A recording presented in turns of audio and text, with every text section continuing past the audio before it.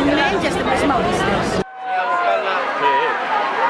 I si tots els anys, en aquesta mateixa data, cridem a la lluita i autoorganització feminista, aquest 2017 més.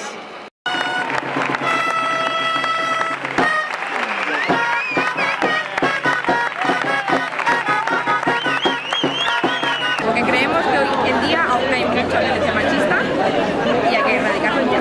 Les dones tenim una doble explotació pel simple fet de ser dones i de ser de classe treballadora, llavors cada dia és 8 de març, és un lema que tenim nosaltres, però avui és un dia per sortir al carrer i llançar el crit al vent i que la gent es mobilitzi, que realment se n'adoni que no estem tan bé com ens volen fer creure, que realment hi ha una desigualtat i hi ha una opressió cap a les dones.